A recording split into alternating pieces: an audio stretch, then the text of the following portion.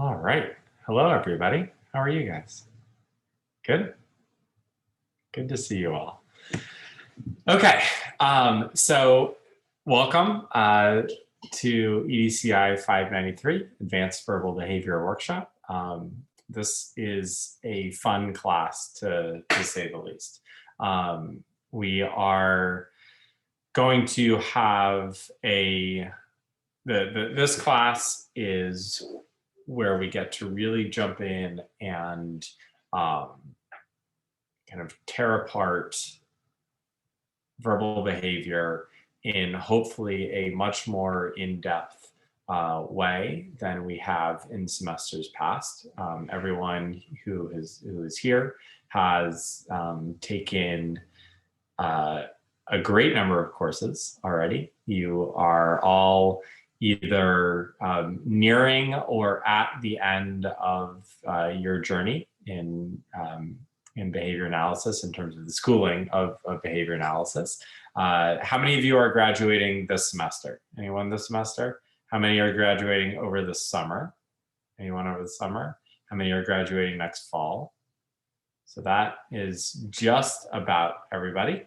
There might be a couple of different paths in there, but for the most part, this is one of the higher level courses where we not assume, we know you have the background knowledge to really be able to have these in-depth conversations about advanced topics that we think are really going to make a difference in who you are as a behavior analyst. These are conversations that are going to set you apart from others in the field who may be not as well-versed, not just in verbal behavior development theory, which is definitely a little bit of a more niche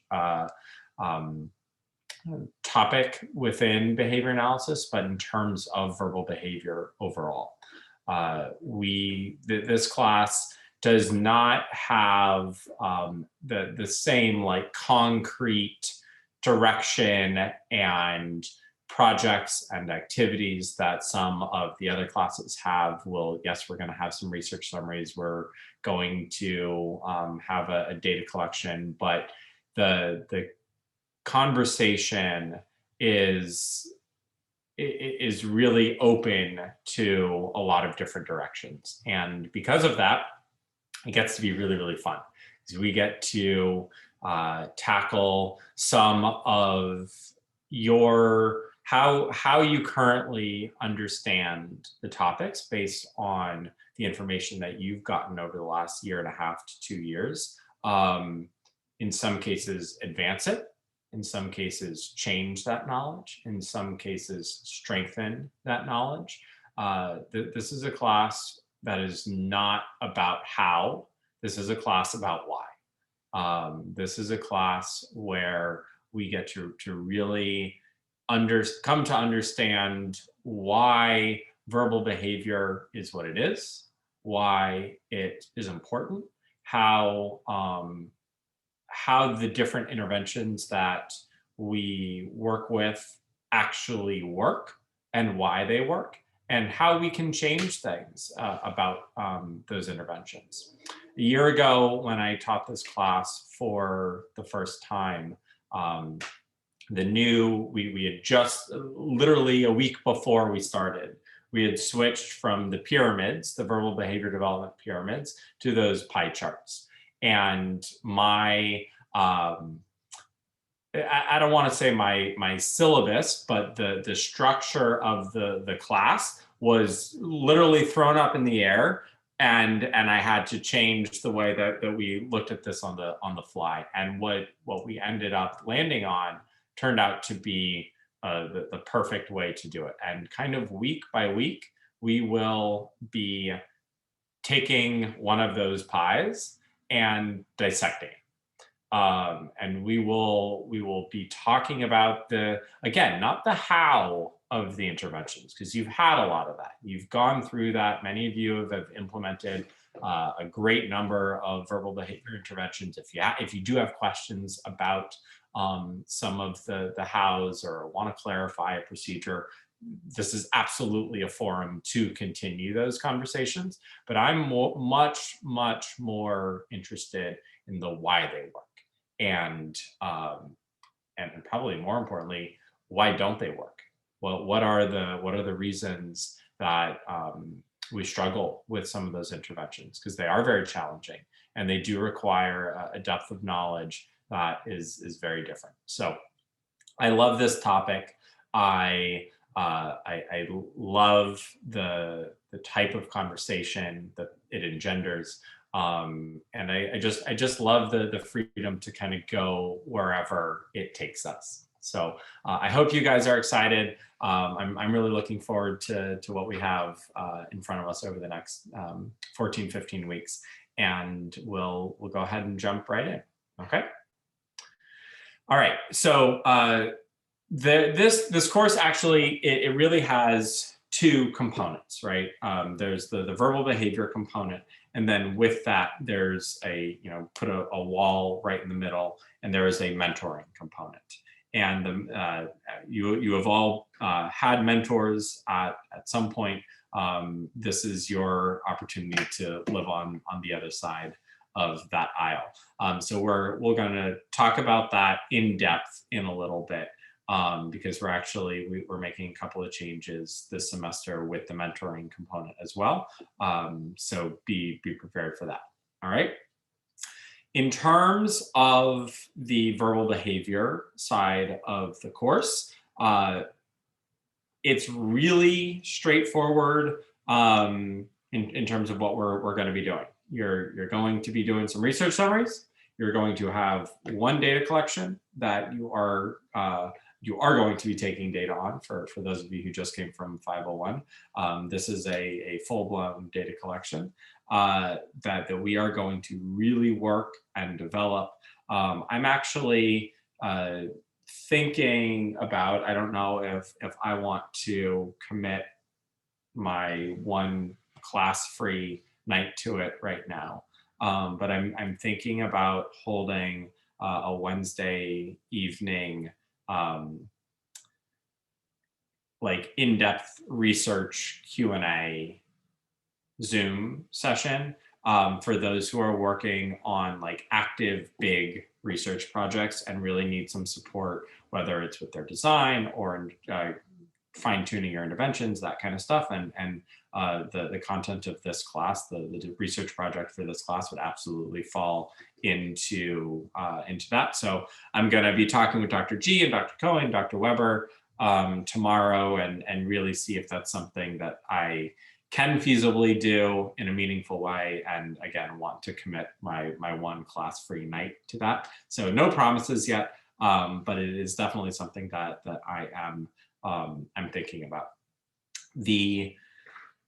At this point in the game, the research projects that we should be coming up with should be really well developed. Multiple participants, a strong single subject design.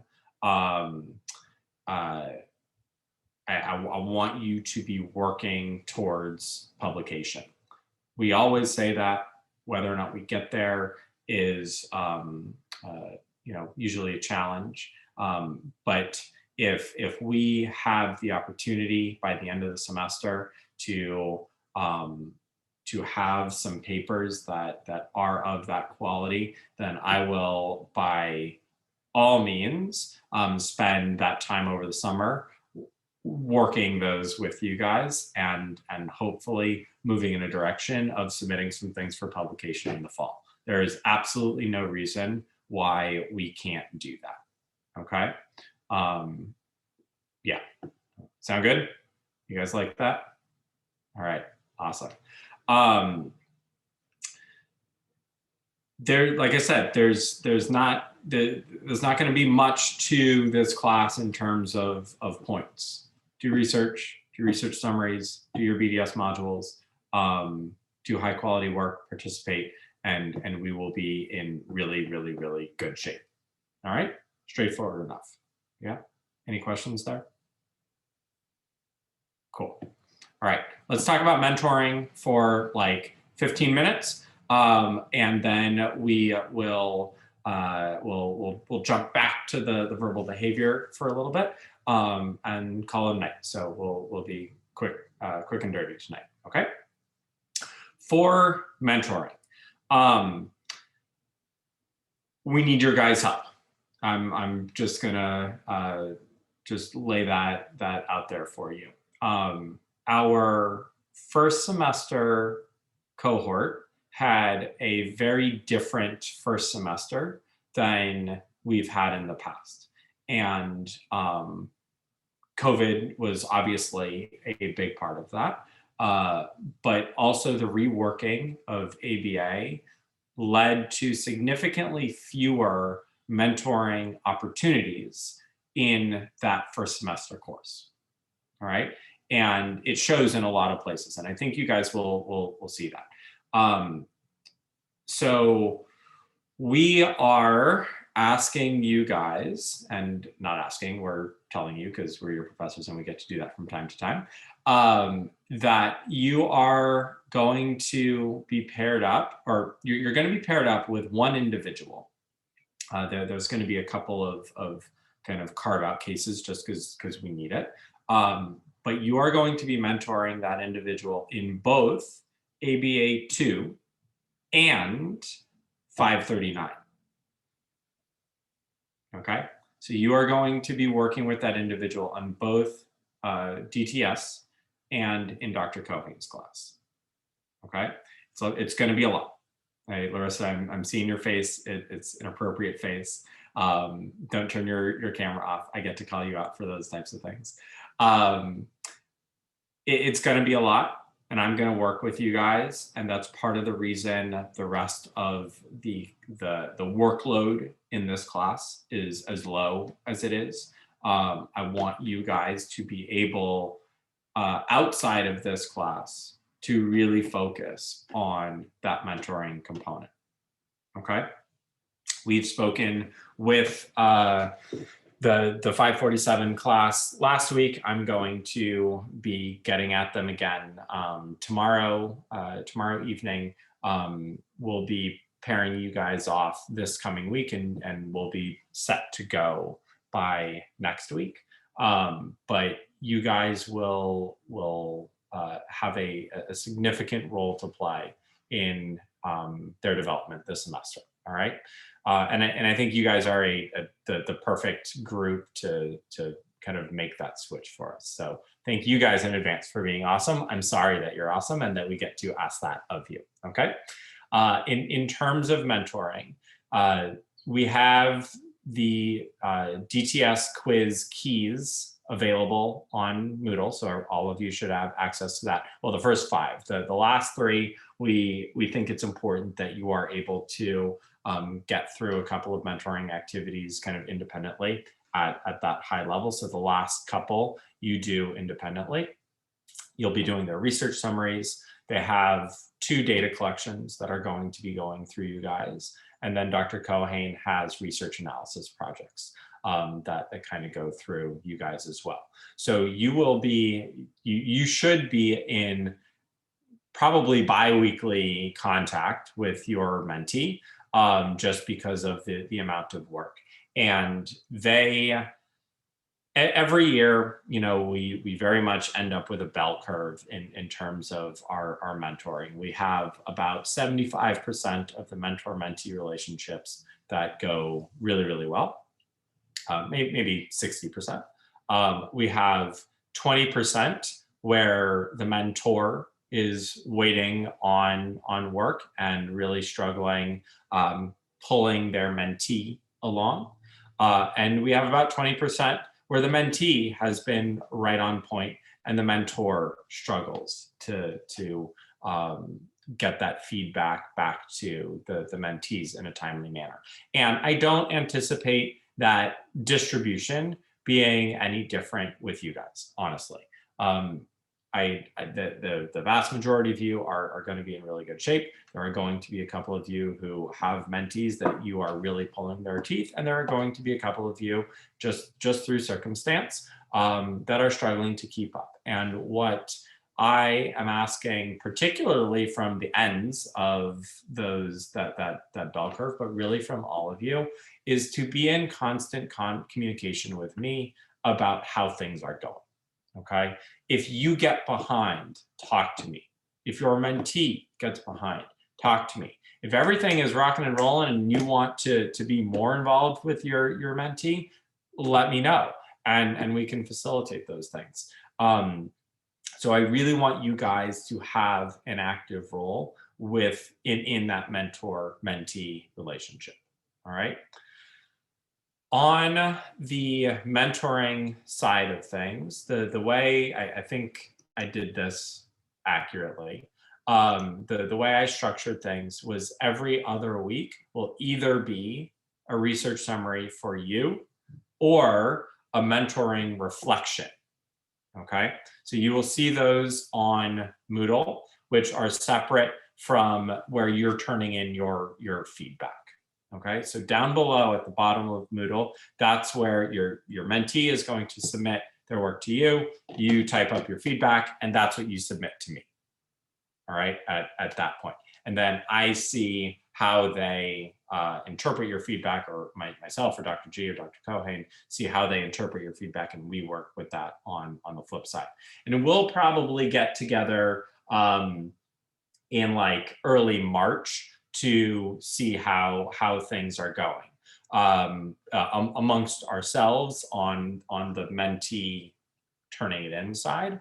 But if you start clicking through the mentoring activities that you see on Moodle, the prompts that you see there are very intentional on my part.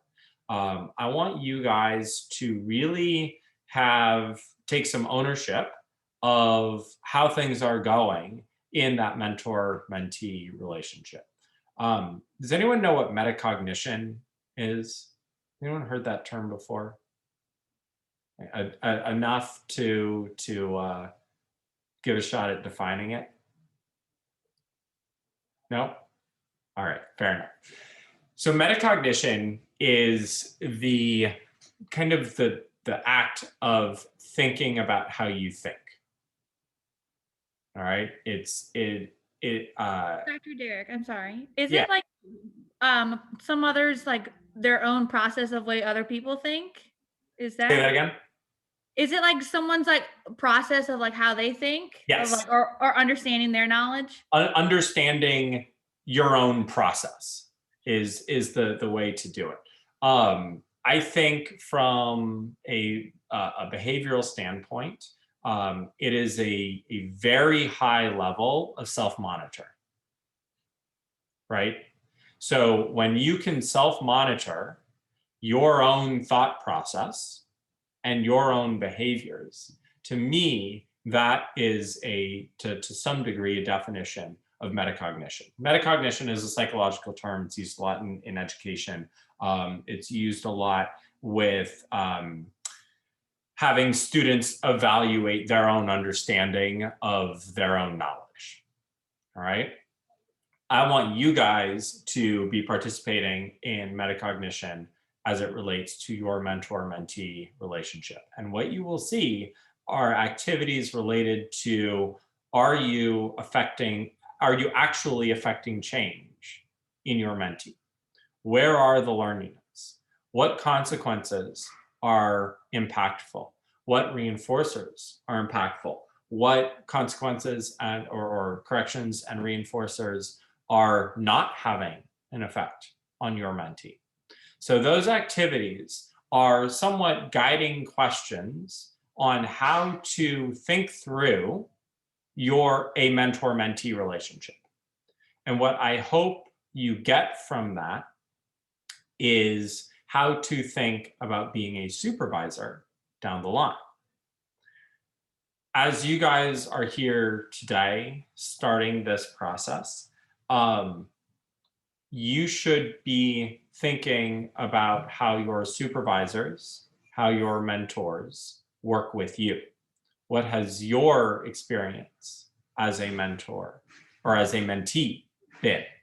What do you like? What do you not like? What would you keep? What would you change? all right? And this is your first opportunity to really start applying that. I've had already, I can point to a couple of you who I have had conversations with about what it means to be a mentor, what it means to mentor from a behavior analytic perspective. And I don't want you to think that just because we are not working with a client, that we are leaving the purview of behavior analysis. Behavior analytics or behavior analysis absolutely applies in the mentor-mentee, supervisor-supervisee relationship. And this is kind of an opportunity to experience that in somewhat of a safe environment. Keep in mind that those of you who are graduating this semester, graduating in the summer, in 6 months, in 8 months, you're going to be practicing BCBAs. You are going to take an 8-hour supervision course, one 8-hour course, and you are going to be certified supervisors. So you are not far away from being in the official mentor capacity. So we don't have a lot of opportunity to teach these behaviors. And while this is not your on paper mentorship class, 549 is what was that for you. This is a major opportunity to practice those skills. Okay. Any questions there? Oh, the other carve out, sorry, is there are a couple of you who we are going to ask to have 2 mentees, but you are only going to be mentoring them in 534. For the first time, we're offering the first practicum class in spring, Dr. Cohane's class. So a couple of you are only going to have 1 class, but you will have 2 mentees in that class. Okay? Sound good? All right. Any questions? Yeah, Vincent, go ahead. So we have 1 person for 2 classes, is that right? Yes, yeah, okay. Exactly. So everyone who is in 549 is also in 539. Sorry, okay. 547 is also in 539. So you will have, if you're on that track, you will have 1 person in both classes. Okay. If you are on the other side, you'll have 2 people, but it will only be in 1 class. Makes sense. Got it? All right, cool. I actually have another question. Sorry. Yeah, go ahead, Courtney. I just want to make sure. So like when we have, let's say our mentee, we are uploading, I think you mentioned it earlier. We are uploading when they upload, like, let's say we have a quiz, we're uploading the quizzes down all the way down below on Moodle, correct? Yes, correct. Our feedback of it. Yeah. Yeah. So let's talk about that for a little bit. So you guys know I am particular in my formatting for those types of things.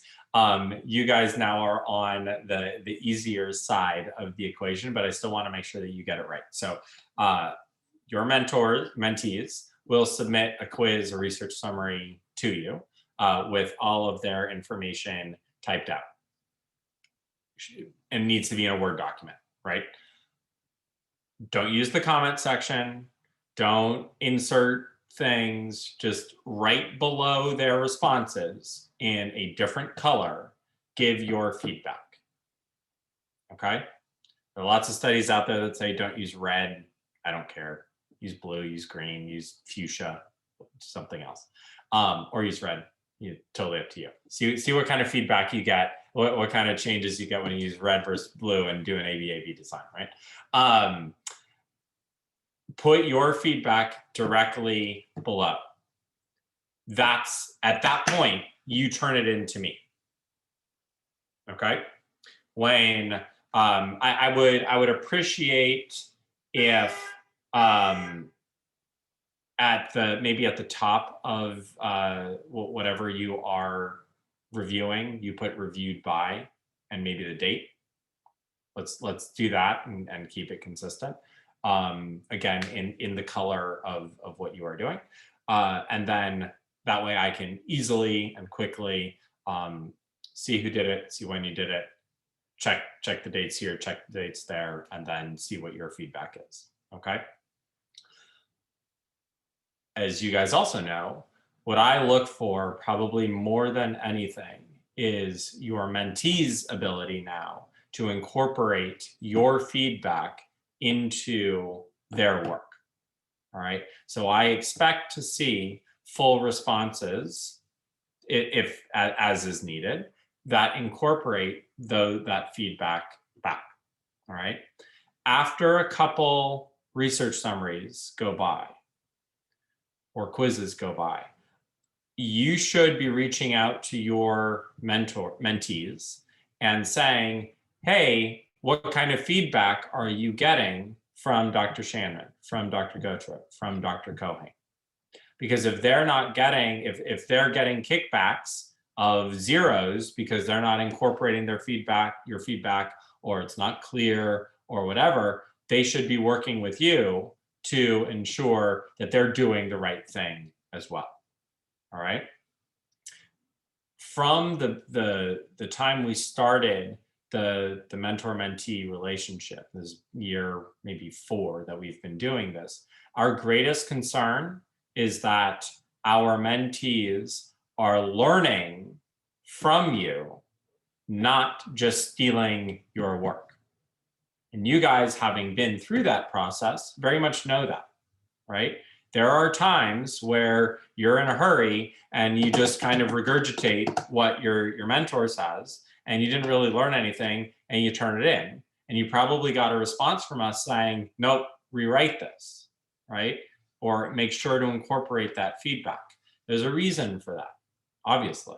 And now you guys are going to be on the flip side of that, where you don't want some other student to claim your thought process as their own, okay? But you want to make sure that that feedback is given in a meaningful way. All right? Questions? Concerns? Okay, cool. Next week, I will spend a good bit of time probably going over the research summary form in particular, and I will want to have a conversation with you guys about the different components of the research summary, what I do expect to see. This is a good opportunity for those of you who have gotten my feedback over the last couple of years and want to know what on earth I actually want to see when it comes to treatment integrity, that we can have those types of conversations. So kind of look over the research summary form before class next week and bring some questions, just so like, hey, if I get this, maybe that I've done in the past, how should I respond? And we can go through things that way. Okay, cool. You guys do all remember the DTS quizzes, I am sure. I know that they are a bear. They are the bane of everyone's existence for all eternity. They are a challenge to grade as well, because they are 10 to 15 essay questions. So they are they're a challenge. And you do not, I don't want you to feel that you have to critique every word. You don't have to match the response in the key to what they say exactly. I don't want you to just copy and paste what's in the key onto their quizzes, but be focusing on concepts, be pointing them in the right direction for the main ideas there. Okay, and as we get into it, and we've gotten a few quizzes and research summaries under our belt, we'll be able to have some more in-depth conversations about what needs to be done there. Okay, cool. All right, sounds good. So let's talk a little bit about verbal behavior and some research. Okay. I've got one question. Yeah, go ahead, Vincent. For our research summaries, we're still using the regular format like we usually do, or not doing what we did for that first one? Yeah. For research summary 1, I apologize for a couple of you I responded too quickly to without thinking. Research summary 1, you are going to be reading the 2 recent articles from Java and complete a 1-page summary for each with that suggestion for future research. That does not have to be, excuse me, that does not have to be the standard research summary form. I want you to be focused much more on analysis and that forward-looking research than on identifying each component so specifically. That being said, having done your 35 to 50,000 research summaries, I want to be able to see that based on those research summaries, you are identifying the critical information that needs to end up in that summary. Okay. So Yeah. no, you don't have to use that form, but I want to be able to see evidence that that form has been meaningful to you over the past couple of years. If you are unsure, by all means, start with that form and then move to a summary. That's totally fine. For research summaries 2 through 5 or 6 or whatever it ends up being, you know, I'm kind of indifferent. I want you guys to be able to do what is meaningful for you. I think that there are articles that you guys are going to be challenged to read this semester where you might need that form to guide you. There are going to be articles that are really meaningful to you that are not so complex where you can kind of do your own thing with it. If you give yourself the opportunity to do a more free-form research summary, I'll tell you right now, the focus of that should be on analysis and synthesis with other research that you have read. All right. So that is a really good opportunity to ask yourself the question, if I were using this study in a lit review, how would I make it meaningful? How would I tie this to the greater body of research? Okay. I honestly think that not using that form is probably the harder task, but definitely the more fruitful task if you're able to get through it. All right. Good question. Nope. Okay, cool. BDS wise, the current task list or configuration has changed since you guys started, and this class kind of got like mishmashed into a lot of different places. The current module list has section A identified for this class. However, I think to a T, all of you have completed section A already. Is that accurate? Yep. Okay. Anyone not? You want to check really quickly? If you know how to check really quickly. If you took Jennifer Weber for $5.99, we completed A in that class. Yep, exactly. And then it got changed right away. So that was nice and fun. Yeah, so everyone should, I really think that, I checked a couple of you guys that just clicked through on the modules. I think all of you have completed section A. The only other part that we are asking you guys to do, and this really makes sense to how we structured this class. Section I is, I believe, supervision, and yeah, is supervision. Let me double check on that. Is that accurate?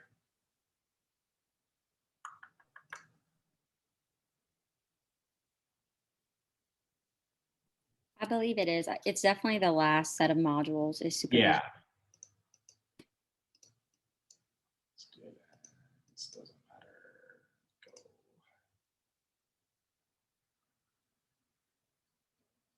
Yeah. Personnel supervision and management.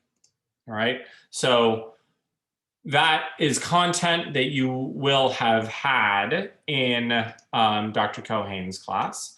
We're talking about supervision and management here. There's, probably more than most, you are going to be using the modules as your own teaching tool as well.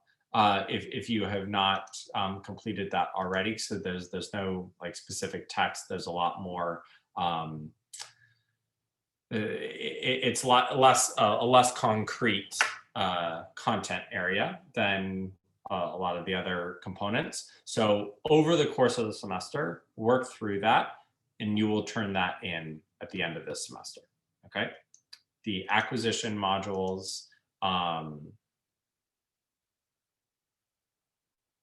forget what I said about it. Section I, right? Yeah. Okay. Correct. Yeah. So wait, hang on. I'm lying. I'm totally lying. All right, everyone pull up your modules.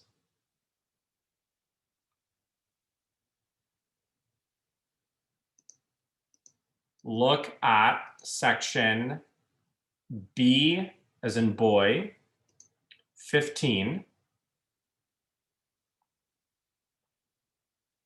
and G as in girl, 11. Have you guys completed those modules? No. Good. That's what you guys are completing. All right. Instead of I or with have you done I or no? No. No. Okay. So I'm gonna leave that up to you. Let's see how many of you take me up on that. Clarissa just chuckled in a like, are you kidding me? Keep in mind, you're all gonna end up taking the test and you have to have them all done anyway. So note that B15 and G11, that's what for you guys, that was what got lost in the shuffle. Those are now in other classes. Those will be finished in this class for you. So those are the ones that you have to do. Section I is going to be a part of this class in the future. Again, we're kind of like converging on where we need to be. I'm not going to require it. Okay. Yeah. So if you didn't do A, do you need to go and do A? I would recommend that. I'm not going to ask you to turn it in. Have you? I've done I, but I haven't. You've done I? Yes. Okay. Have you taken 599? Probably not. I told you. The advanced research class? No? Okay. What we'll probably do is up to you. If you don't do it now, you will do it in that class. Okay? That's kind of the answer. So more work now, more work later. Totally up to you. Sounds great. Okay, cool. All right. So that B15 and G11 are due by the end of the semester. That's it. End of story. Okay. Couple of fluency modules from those, not many. We'll just get it done. All right. Like I said, this class is a lot more freeform. There's a lot less structure, and it's better that way. Okay, so we have the verbal behavior project. We have research summaries. We have mentoring. We have small amounts of data collect or of BDS, and that's it. Those are your points in this class. Okay, sound good? All right, cool.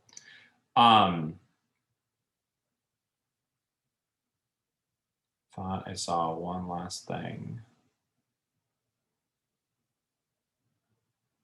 that I wanted to get to. Nope.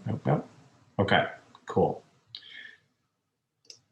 Let's have a quick 15, 20-minute conversation about verbal behavior development theory, and what kind of setting the stage for where we're going to be.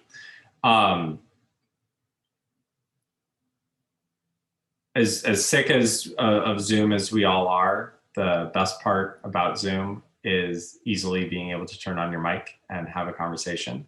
And I want to be able to take full advantage of that in this class. Okay, so conversations are not going to be through chat as they were on Adobe Connect. We are going to turn on our mics. We are going to talk. We are going to articulate our responses. So with that, I want you to be respectful of each other. If a couple of people start talking at the same time, that's totally fine. I'll moderate kind of who's going to chime in first, but everyone will have an opportunity to talk. Okay, sound good? All right.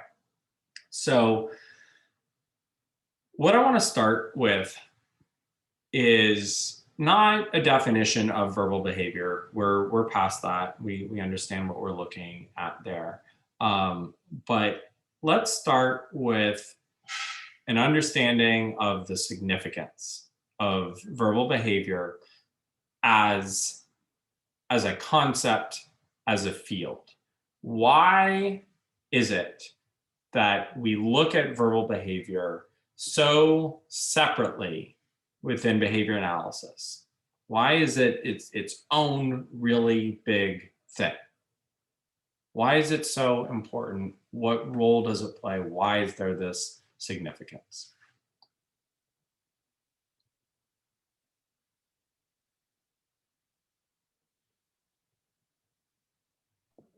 I guess I can go first. I'm thinking because it's verbal behavior, it's used for them to man correctly, so it can in the future reduce their problem behavior if they can communicate their wants and needs. Just Okay, good. I'm not gonna throw in too much commentary just yet. Thank you, Courtney. I think even though other fields address maybe vocal verbal behavior, I think we're the only field that I know of that addresses it as being a multifaceted thing. So we look at verbal behavior as being like a set of listener repertoires, speaker repertoires, as well as like foundations before they can even begin those things. We investigate that, and I think that's something unique to ABA, because if you go to a speech therapist, they immediately start with like a coex and things, and they're like things before that we address that other disciplines don't. So I think that's really important. And we go into the reader and writer kind of spectrum, which with like in like communication disorders and things like that, once they start to talk vocal verbally, like that's kind of where their intervention stops. Excellent. What else?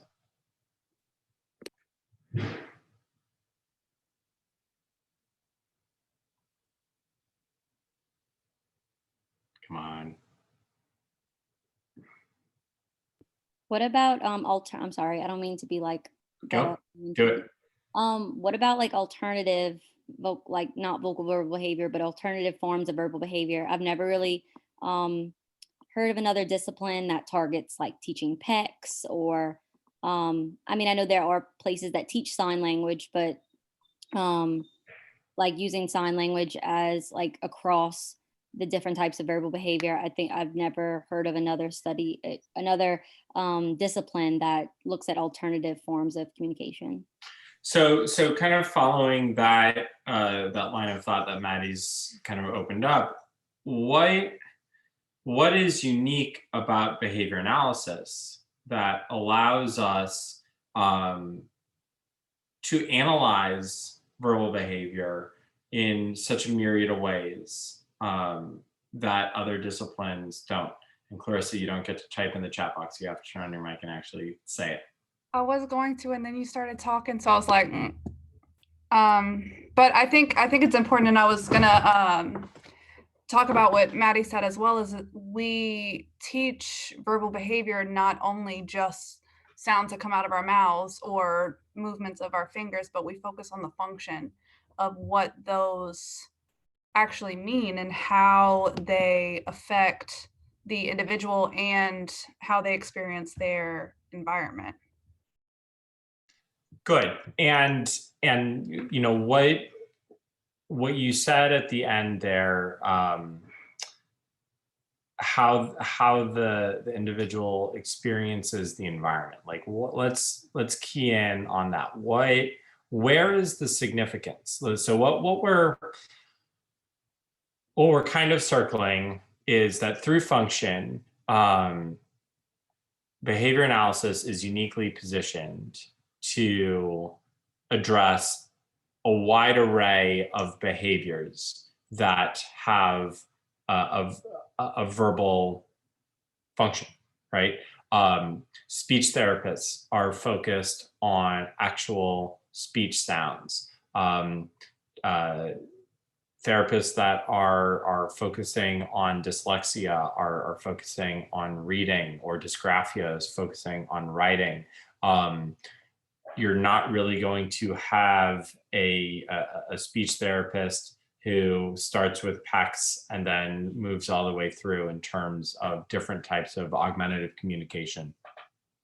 Why behavior analysis? Why? Yes, we focus on function, but any other discipline that has an interest in language and cognition could have looked at verbal behavior in as robust a way as we do. But there are specific ideas in behavior analysis that position it in such a way that separate it from those other disciplines. What is it about an individual interacting with their environment that is special, that makes verbal behavior special, and really makes it of interest to behavior analysts? Told you these were going to be more complex questions. Are you like heading towards like community reinforcers? Like when you say interact with the environment, that's what I think. Like they can contact reinforcement from stimuli in their environment when they couldn't before. Excellent. That's exactly what I'm thinking. The role that condition reinforcement plays in behavior analysis and reinforcers in general, but particularly condition reinforcement, is what separates this functional verbal behavior from topographical verbal behavior. The significance within behavior analysis of verbal behavior is this unique way for humans to recruit new stimuli or contact new stimuli in such a way that can condition new reinforcers. Why is that important? What's the significance there?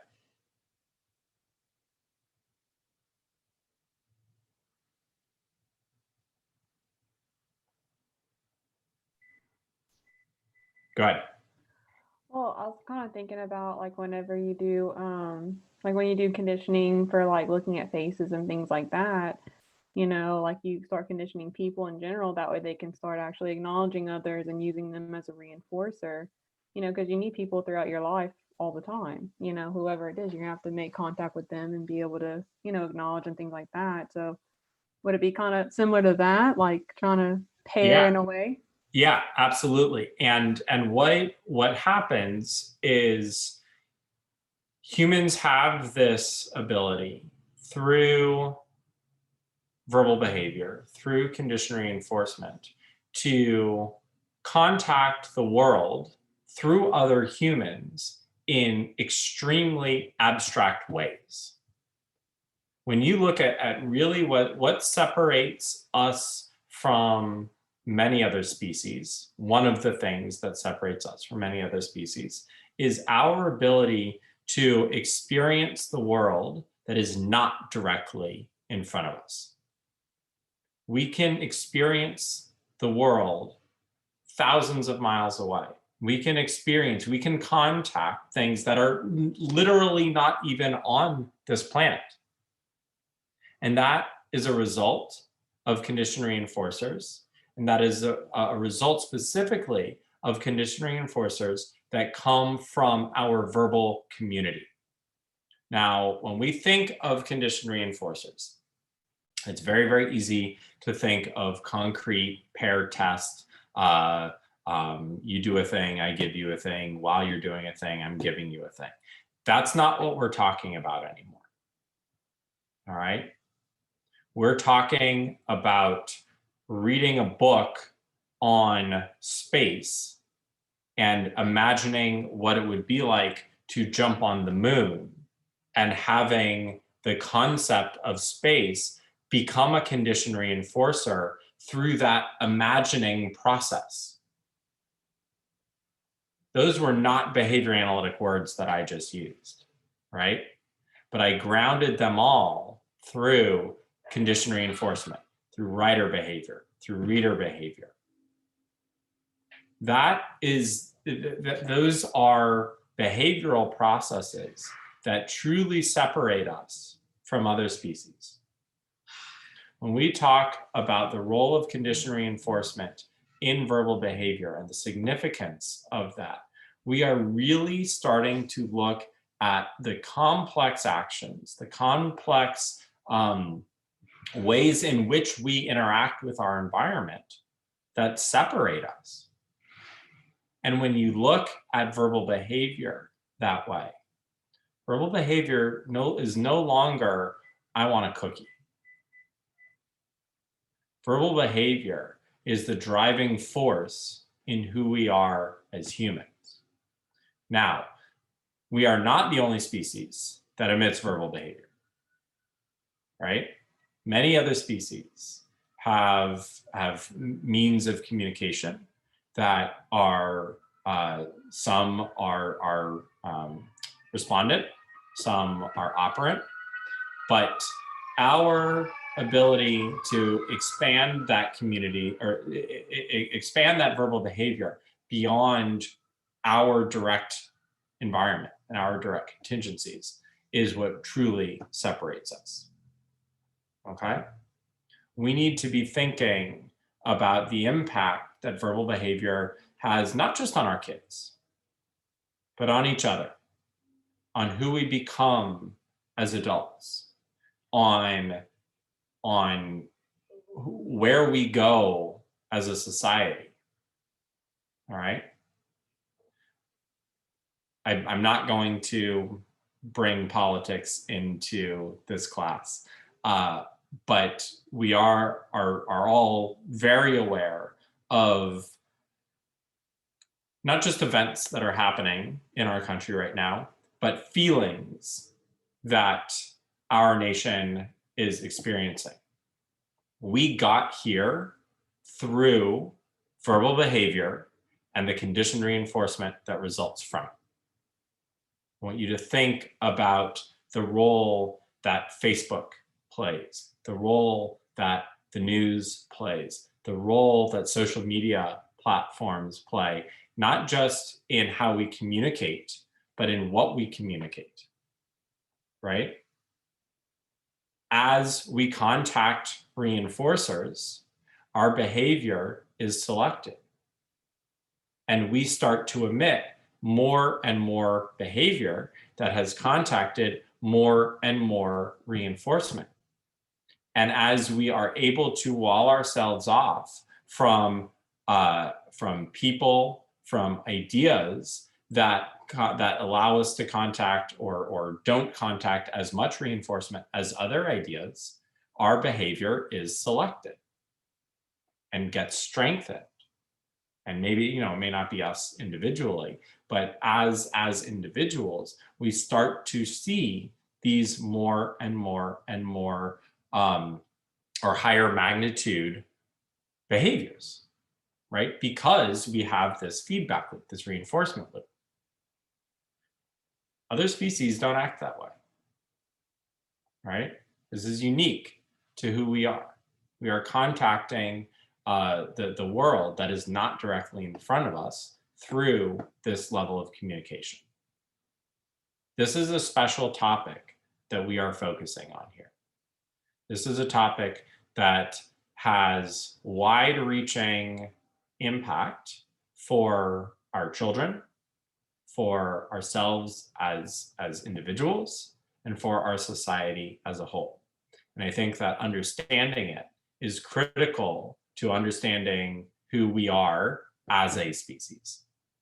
Now, this class is not going to be all about the sociology of verbal behavior and language and all of that. But I want you to have an appreciation for the gravity of the topic. I want you to have an appreciation for the significance of what you are teaching your child when you are teaching them to say, I want a cookie. It is not about meeting their immediate needs. That is the first babyest step towards a much bigger picture that is really going to determine their future and their role, their ability to be a part of our society in a meaningful way, right? With that, we can't simply focus on vocal verbal behavior. We have to be able to look at all forms of verbal behavior as functional, as meaningful. Now, that is not to say that all forms of verbal behavior are equal, right? Your verbal behavior is selected by your community. It is a problem for those who speak American Sign Language when they are not in a community of people who also speak American Sign Language. It is a major problem because now you have a class of individuals who are verbal, but who have that community shut off from them. And that's why people associate with people who speak their language, right? So as you're reading, and before I even say that, I will say many of the articles that you guys are going to be reading over the semester, much of the research that you are going to be doing is going to look like there's a focus on topography.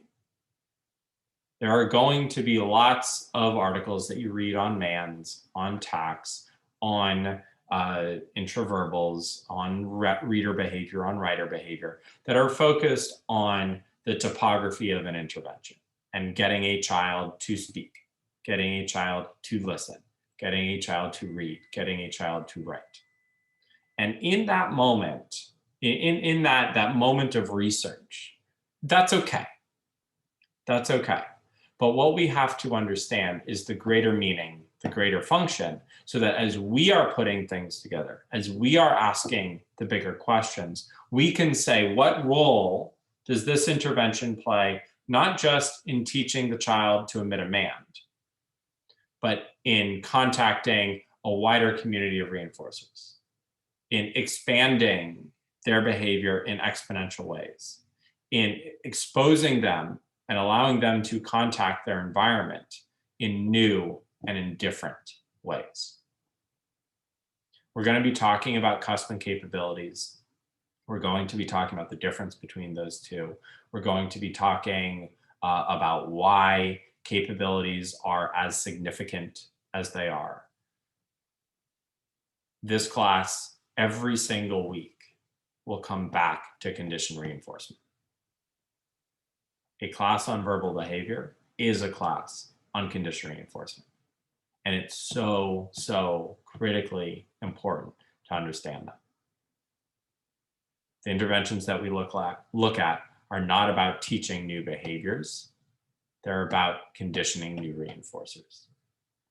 And I would say in the most significant repertoires that we will ever look at for a child.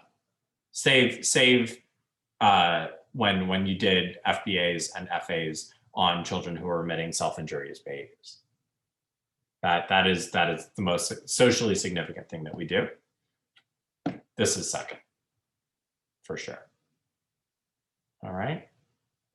I said I wasn't going to lecture too much. That always changes. I apologize. What are you guys excited about? What are you hoping to learn to get from this class? Don't all say to have a better understanding of naming. We'll get there, I promise. What's something that each of you are hoping to get from this?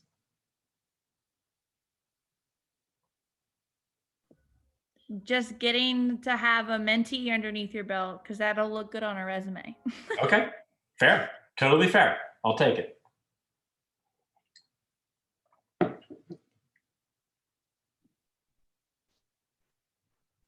I guess for me, oh, you go ahead, Nick. No, you're good.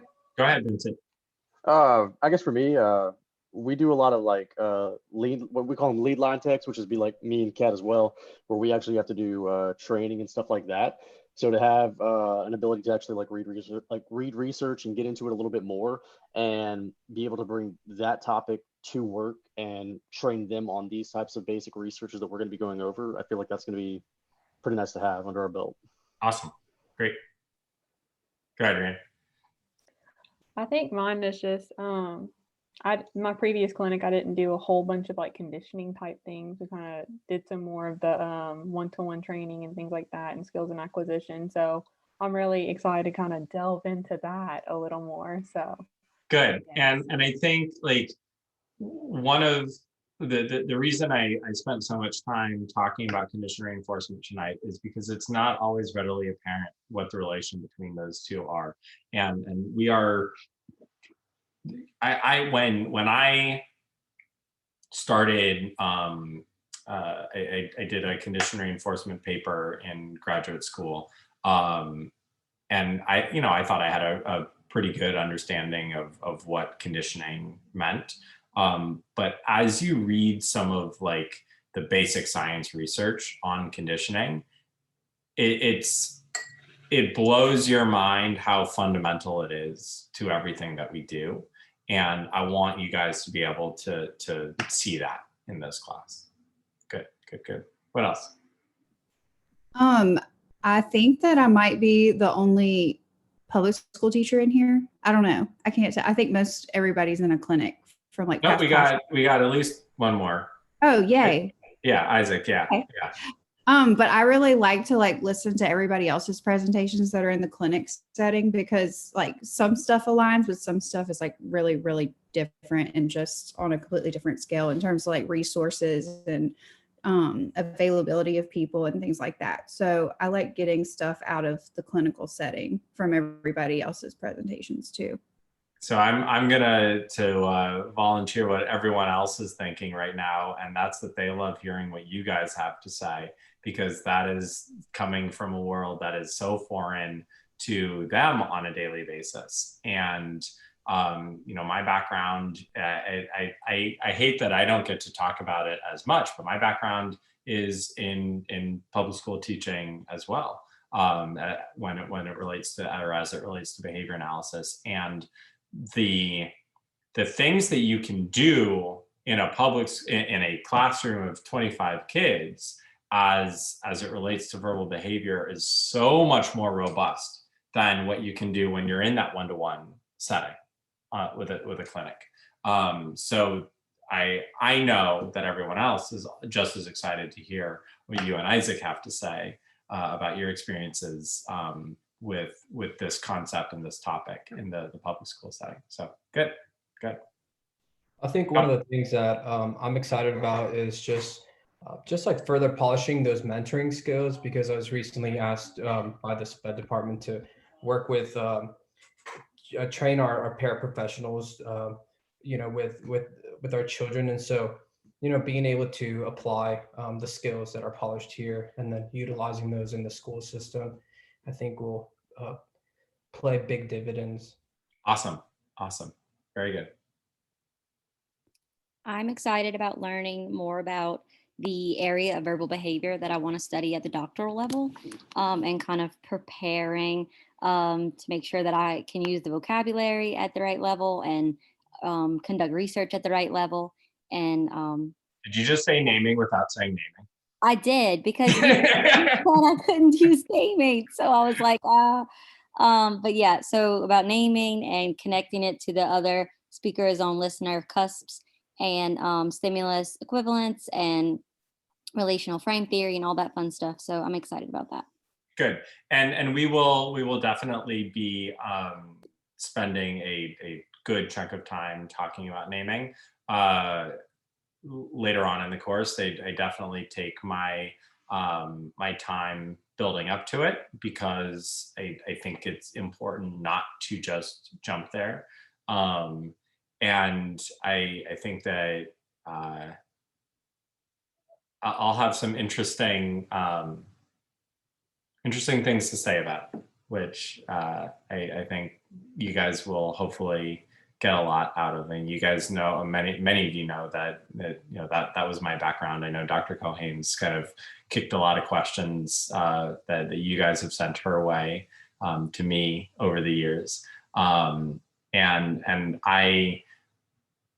my research is looking at naming as it relates to condition reinforcement, specific types of condition reinforcement. So that is very much up my alley. But I am not going to have the traditional conversation about the be all end all with naming, and I am not going to be the person who just cheers on the kind of the exactly what has been researched. I think there are a lot of holes. I think there are a lot of issues. I think there's so much more to unpack. And I am looking forward to having those conversations. But we definitely need to build up to them, and they need to be built up too. So good, Maddie. Anyone else? All right. Well, I'm very happy to hear that so many of you are excited about the mentoring opportunity. Kat. So to that effect, I'm going to be pairing everyone off this week. You will have your pairings by the end of the week. Mentoring activity number 1 is due in the next 10 days to 2 weeks ish. But as soon as you get your, I think mentoring activity 1 is make contact with your mentor. So as soon as you do get that information, then do reach out to them. They are obviously excited about and probably nervous about getting you guys as well. So I definitely will get that going ASAP, and I will make sure you know whether or not you have a mentor or a mentee that is in 534 or 547 and 539. Okay, great. I do have a quick question before we leave. Go ahead. A couple of questions today. For our major verbal behavior component of the course for the data collection, yes, are we focusing on, I know you said single subject, multiple participants, but are we focused on more of the condition reinforcement aspect, or verbal behavior? It can be anything as it relates to verbal behavior. So if you are looking at, usually when you're talking about condition reinforcement, you're talking about the effects of a verbal behavior protocol on different condition reinforcers. What I care, I want it to be related to verbal behavior for obvious reasons. I want you to do a robust project. Whether that means you are doing a direct replication, whether that means that you are that you want to start to form an idea for some new research. That's, you know, either direction is okay. I will say that if you are doing more, if you are focusing on replication, I'm going to really push you towards fidelity and that design and multiple participants and really being able to get a concrete effect. If you are focusing on a new research idea that you want to try, I'm going to be really pushing you on the conceptual side and making sure that it's grounded in the current research and the questions that people are asking. And it's not just a thing that you think might work, right? It's got to come from somewhere. So either way, you're going to be working on something that is robust and can stand alone as a research project. That's my goal. Okay. All right. Cool. Anything else? Yeah, go ahead, Laura. Okay, in our last class, you were talking about the resource for articles. What were you talking about? Do you remember somebody? You were like, Yes, somebody? I do. Okay, I feel like I might be on the same path as that person. So use of the Nichols library and how to use the databases, and making sure, like, if you how to find all the different ways to find articles. If you are struggling in any way, shape, or form finding articles, let me know. Okay. And actually, I want maybe all of you to send me an email with kind of your level of confidence in using the Nichols online databases and finding articles in general. And we'll see what we get. And if I need to do a 10 or 15 minute little tutorial, that's something that probably should have been done a long time ago anyway. But I'll happily do that next week. Okay. I think looking at your guys' faces, that's something that people are interested in. So I'll plan on that for next week. Totally good. You've just been kind of winging it, I think. But we all think. All right. Well, let's change that. Okay.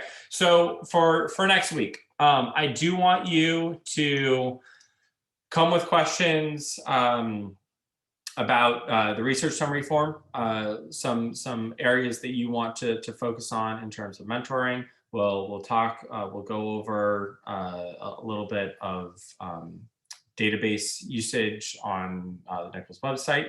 And I want you to start to come with some research ideas that you are interested in. They do not have to be direct questions yet, but I already want you to be thinking about the direction that you want to go. And it can be as vague as listener, speaker's own listener, condition reinforcers, you know, it can be something like that. It can be more narrow. I don't want you to have a closed mind towards what intervention you want to do. But think more in terms of independent variables. What are some of the bigger questions that you guys are interested in looking at? And by all means, be starting to gather articles that you can start putting together in alert review. Okay. All right. It is the semester is going to fly by. It always does. It's going to go quick. There's a lot to do, but we'll make it through in one piece. I promise. All right. If there are no other questions, then I think we're in good shape, and I will see you all next week. Have a good one. Bye.